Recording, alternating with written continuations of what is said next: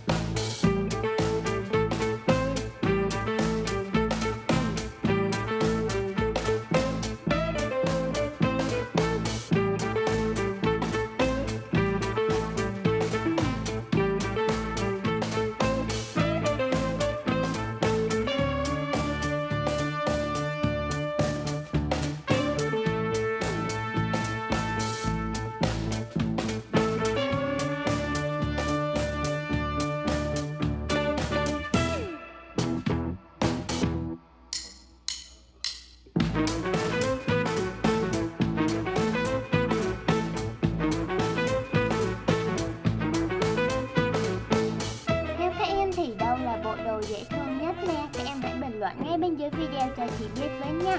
Và bây giờ chị sẽ hướng dẫn cho các em cách làm quyển sách của cô nàng yêu gấu trúc này nhé. Đầu tiên chúng ta sẽ bắt đầu in những cái trang này ra nè.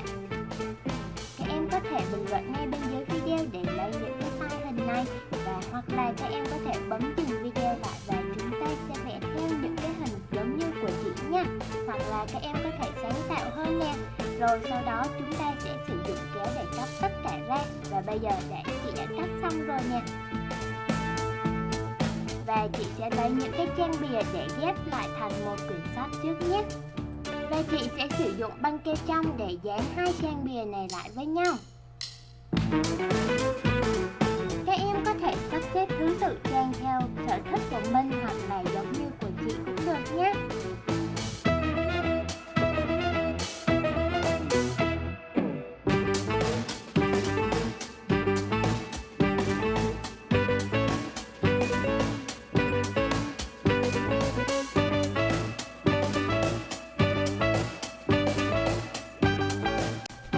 Để dán những trang này nhau, chị sẽ sử dụng hồ dán nhé.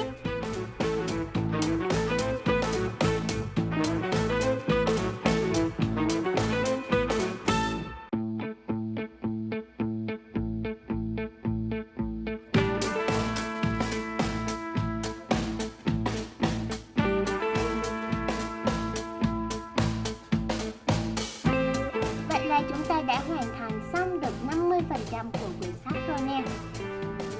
Bây giờ chúng ta sẽ bắt đầu dán gắn những cái đồ dùng, vật dụng vào trong từng căn phòng nha.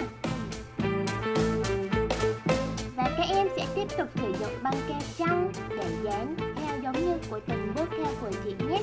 Và đối với một vài đồ dùng chúng ta sẽ cần sử dụng băng keo hai mặt dán ở mặt đằng sau nè.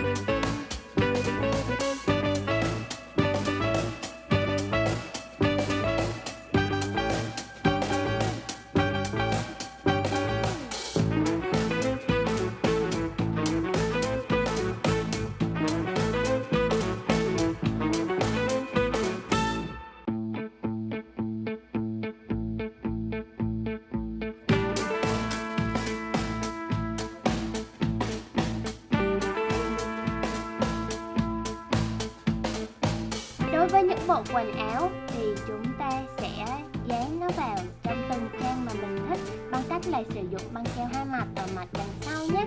Và chúng ta cũng sẽ sắp xếp những phụ kiện phù hợp với từng bộ quần áo vào trong một trang giấy nhé.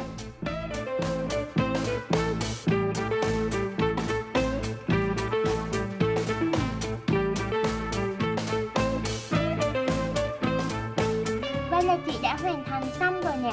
Cách làm cực kỳ đơn giản và bây giờ các em hãy làm thử ngay cho mình thêm một quyển sách nữa nha. Hẹn gặp lại các em ở video tiếp theo. Nếu các bạn yêu thích kênh thì hãy nhanh tay đăng ký, like và share để ủng hộ kênh nhé.